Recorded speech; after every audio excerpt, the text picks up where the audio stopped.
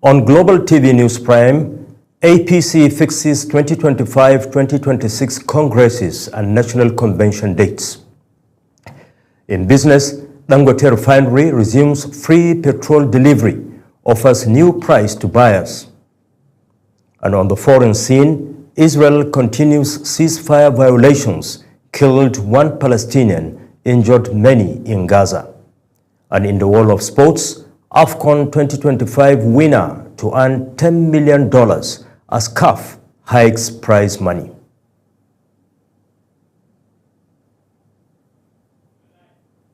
Hello and welcome to all our viewers in Nigeria and around the world to News Prime on Global Television, coming to you live from the nation's capital, Abuja. I am Shehu Said.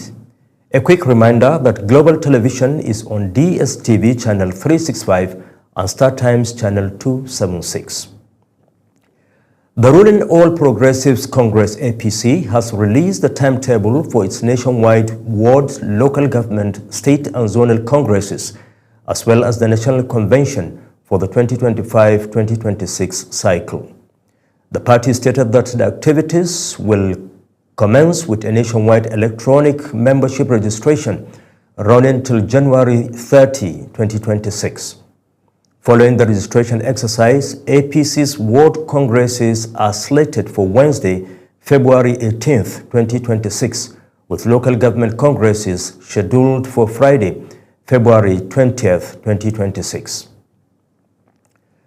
The Sultan of Sokoto and President General of the Nigeria Supreme Council for Islamic Affairs, Muhammad Sa'ad Abubakar III, has declared Monday, December 22, 2025, as the first day of Rajab, 1447 after Hijrah. The declaration was contained in a statement released and signed by the Wazir in Sokoto, Professor Sambo Junaidu. According to the statement, the Sultanate Council Advisory Committee on Religious Affairs, in conjunction with the National Moon Sighting Committee, did not receive any report from various moon sighting committees across the country confirming the sighting of the crescent of Rajab 1447 after Hijrah. President Bola Ahmed Tinubu arrived at the Murtala Mohammed Airport on Saturday evening after a visit to Borno and Bauchi states. Governor Babajide Sanwo-Olu of Lagos State and other government officials welcomed the president upon his arrival in the coastal state. Presidential spokesman Bayo Onanuga said Tinubu will engage in some social activities, including the Eyo Festival, during his stay in the commercial city.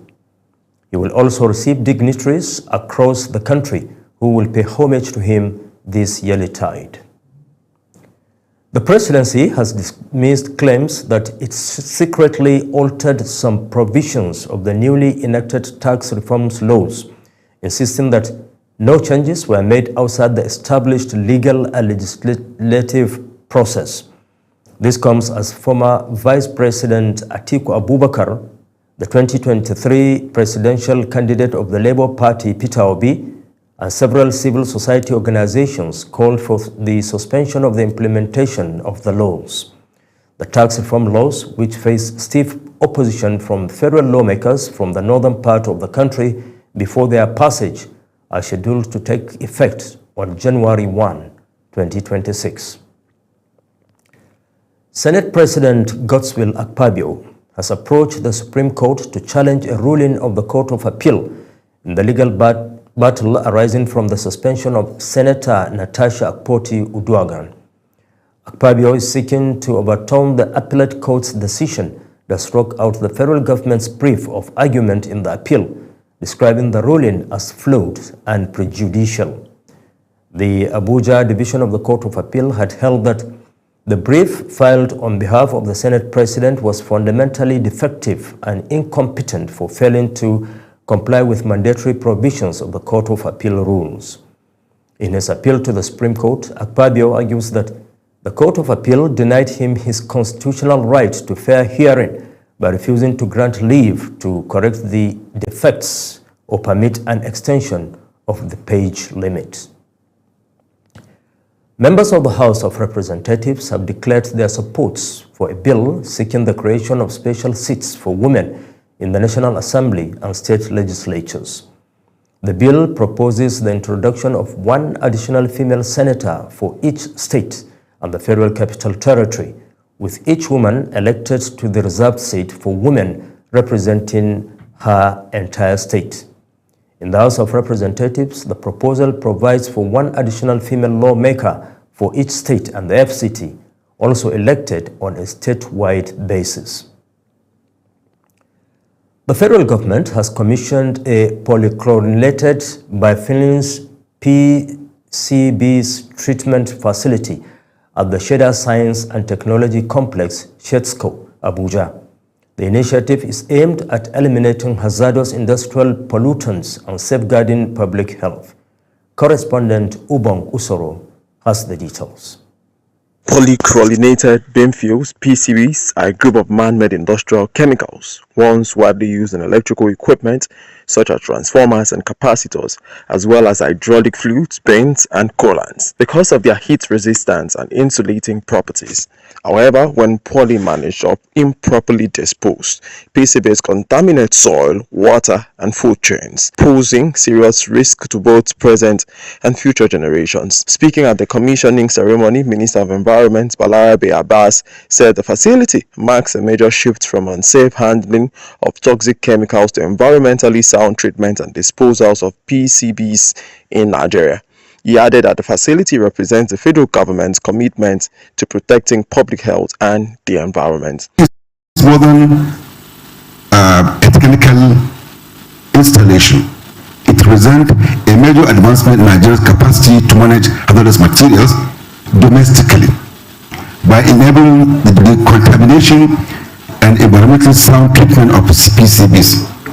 The minister explained that the initiative also delivered key outcomes, including the development of national PCBs inventories, chemical safety guidelines, operator training program, and increased public awareness on the dangers of toxic chemicals. He noted that the facility will prevent further contamination of the environment and food systems, while creating green jobs and supporting Nigeria's transition to a circular economy. It will prevent further contamination of our environment and food system, thereby reducing health risks to workers and surrounding communities. This facility is the direct pathway to generating more green jobs, driving Nigeria's broader transition towards a circular economy, enhancing resource efficiency, and promoting sustainable development for our benefits. He assured that the Federal Ministry of Environment would continue to strengthen enforcement and promote chemical safety reforms nationwide. Ubong Usoro for Global Television. The police and other security agencies have beefed up security across the country, with Christmas just a few days away. Hundreds of thousands of Nigerians usually travel to their hometowns to celebrate the occasion, some by road and others by air. Reports from different parts of the country show that traffic from the southwest and the northern states to the southeast and south has been on the increase in the last few days. The Federal Capital Territory Police Command says it has recorded significant breakthroughs in the fight against crime, arresting over 160 suspects, rescuing dozens of victims between October and December 2025. The Commissioner of Police, FCT Command Mila Dantawai, disclosed this while briefing journalists at the command headquarters in Abuja. Kikelomo Okere has details. According to the police commissioner, the command carried out comprehensive security assessment across 6 area councils of the Federal Capital Territory following his assumption of office in October 2025. The assessment identified key security concerns, including kidnapping, armed robbery, so-called one-chance robberies, car theft, drug-related offenses, and other violent crimes. CP Dantawaye explained that, in line with the directive of the Inspector General of Police, Olukayode Adeolu Egbetokun, the command adopted an intelligence-driven policing strategy, combining crime analysis, hotspot mapping, community engagement, and interagency collaboration. We adopted focused intelligence-driven operational approach, anchored on crime analysis, hotspot mapping, collaboration with sister agencies, and continuous operational evaluation to guide deployments and tactical responses. Breaking down the figures, the Commissioner of Police says 7 kidnap cases were recorded, leading to arrest of 41 suspects and the disruption of several kidnapping gangs operating within and around the FCT, and 38 suspects arrested, while 26 cases of one-chance robbery led to the arrest of 12 suspects. On rescues, CP Dantawaye says 24 kidnapped victims, including women and children, were safely rescued from criminal hideouts, while 8 others victims of violent crimes were recovered through swift police intervention. Police Command recorded notable operational successes across multiple crime fronts, particularly in anti-kidnapping operations, armed robbery suppression, arrest of violent offenders, rescue of victims, and recovery of arms, ammunition, vehicles, cash, and other criminal exhibits.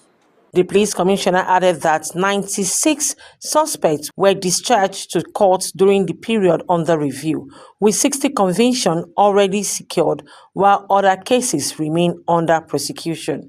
It further reveals that significant recoveries were made, including rifles, shotgun, locally made firearms, live ammunition, illicit drugs, stolen vehicles, counterfeit items, and over 15 million naira in cash believed to be proceeds of crime. The Commissioner of Police assured residents that the FCT Command will continue to strengthen intelligence-led policing, deepen community engagement, and sustain joint operations to address emerging security threats. Kike Lomo Ukeri, Global Television News.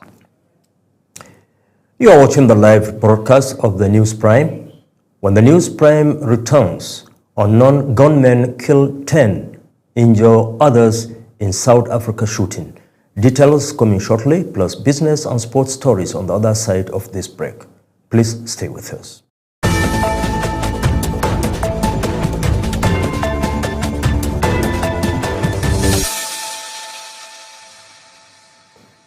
We open the second segment of the news with business, where Dangote Petroleum Refinery has reduced the minimum order for petrol from 500,000 liters to 250,000 liters, allowing more marketers to purchase directly from the refinery.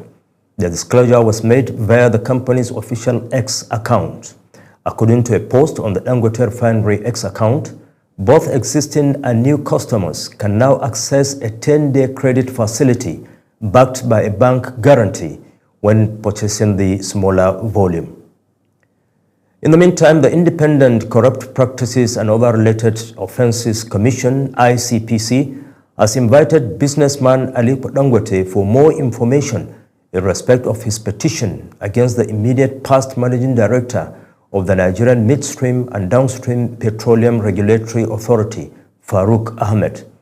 Dangote is expected to appear or send his lawyer, Ogu Onoja, tomorrow when ICPC's investigation of the petition formally commences. Dangote had accused Farouk of corruption and misappropriation of funds, including spending millions of dollars on his 4 children's education in expensive and exclusive schools in Switzerland. The Nigerian Investment Promotion Commission says it is committed to boosting investment across priority sectors and implementing the new Economic Development Incentive Framework in 2026. Executive Secretary of the Commission, Aisha Rimi, made this disclosure while addressing journalists in Abuja. Business correspondent Kikelamo Okere has details. The Executive Secretary, Nigerian Investment Promotion Commission, Aisha Rimi, who was represented by the Director of Strategic Services, Abubakar Yerima, while reviewing the Commission's 2025 performance, reported steady growth in capital importation and investment facilitation. Key digital tools required. The overall impact is that in 2025, the interventions of the department significantly strengthened NIPC's institutional effectiveness, strategic coherence, and national relevance. While he emphasized the important role of the media in shaping Nigeria's economic image and building investors' confidence. Official says accurate reporting promotes transparency and positions the media as a key partner in telling Nigeria's investment story. overall, the department's intervention reinforced NIPC's role as a strategic national institution and strengthened Nigeria's capacity to attract, manage, and patronize quality investments that support sustainable economic growth. The Commission thanked the media for its partnership in promoting Nigerian investment potential and reaffirmed its commitment to enhancing investors' support, digital service, and creating a more competitive business environment. Kike Lomo Okeri, Global Television News. On the foreign scene, unknown gunmen killed 10 people and wounded 10 others in an attack at a township outside Johannesburg. It is the second mass shooting in South Africa this month. The motive for the attack at Bakasdal, 40 kilometers southwest of the city, was not clear. South Africa, home to 63 million people, suffers from a high crime rate, including one of the highest murder rates in the world. One more Palestinian has been killed by the Israeli army in Gaza in its latest violation of a ceasefire that came into effect in October. Turkey's foreign minister says Israel's repeated violations of the ceasefire are creating major risks for transitioning to the second phase. However, 5 people have been rescued in the Sheikh Radwan neighborhood of Gaza City after the roof of a 3-story building collapsed. Australia's Prime Minister Anthony Albanese has ordered a review of the country's police and national intelligence agencies following the deadly Bondi Beach attack in Sydney, which authorities have classified as a terrorist incident. 2 gunmen killed 15 people during an attack on a Jewish festival, with police saying the assailants were inspired by Islamic State ideology. According to the Prime Minister, the incident underscored a rapidly evolving security environment and the need to ensure security agencies are adequately prepared to respond to emerging threats. And we move to the world of sports, where the Confederation of African Football says the winner of the CAF Africa Cup of Nations Morocco 2025 will receive $10 million in prize money. CAF President Patrice Motsepe disclosed this after a meeting of the CAF Executive Committee in Rabat, Morocco, before the kick-off of the tournament. According to a statement posted on CAF's website, the prize money for the winner represents a 43% increase from the 2023 edition, when hosts Côte d'Ivoire pocketed $7 million. The National Sports Commission has commended Team Nigeria for its outstanding performance and conduct at the recently concluded African Youth Games, describing the outing as a strong reflection of the nation's vast grassroots talent and a promising future for Nigerian sports. Director General of the Commission, Bukola Olopade, praised the athletes, coaches, and support staff for their dedication and commitment, with special recognition given to the grassroots development team. Meanwhile, Nigeria's women's domestic football is set for a major boost as new long-term support is expected to strengthen the structure of the Nigeria Women's Football League and deepen grassroots development across the country. With sustained focus on structure and grassroots development, Stakeholders believe the NWFL could emerge as a model for women's football on the continent. Aniette Patrick reports. The Nigeria Women's Football League (NWFL) is entering a new phase aimed at long-term growth, stability and talent development following a funding partnership designed to strengthen the domestic game. The support is expected to improve league organization, officiating standards and club welfare, while creating clearer pathways for young female footballers from grassroots to elite level. Beyond the top division, the initiative is also projected to support youth programs, community teams, and talent discovery across the states, reinforcing the league's role as a feeder system for Nigeria's national women's teams. Stakeholders say the focus is on building a sustainable football ecosystem where young girls can access competitive football, proper coaching, and regular match opportunities rather than short-term gains. Total value every year, starting off, is 1 billion per league, right?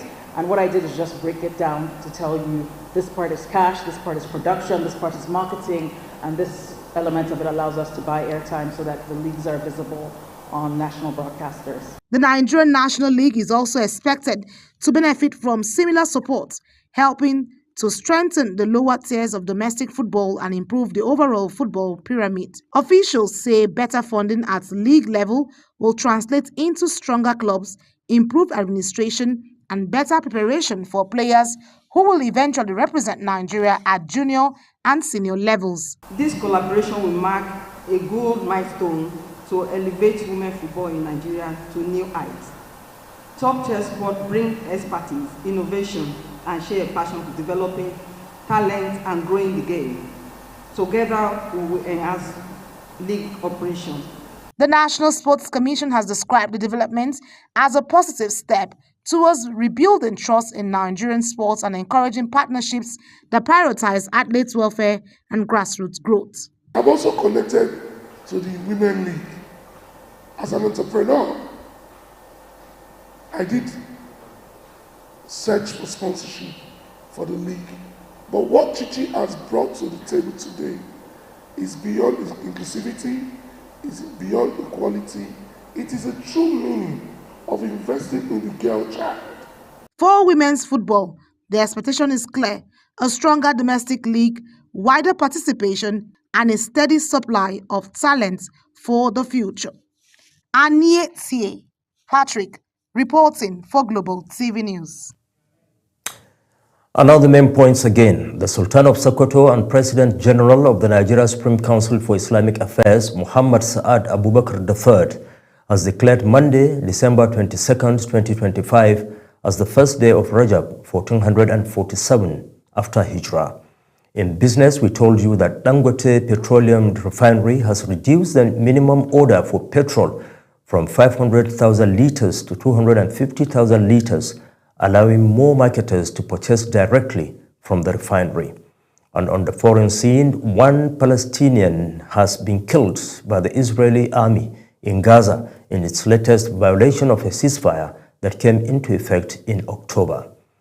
In sports, the Confederation of African Football says the winner of the CAF Africa Cup of Nations Morocco 2025 will receive $10 million in prize money. And a quick reminder that Global TV is on DSTV channel 365 and Star Times channel 276. Kindly follow us across all social media platforms now showing on your screen using @GlobalTVNG. I'm Shehu Said, wishing you a fruitful working week.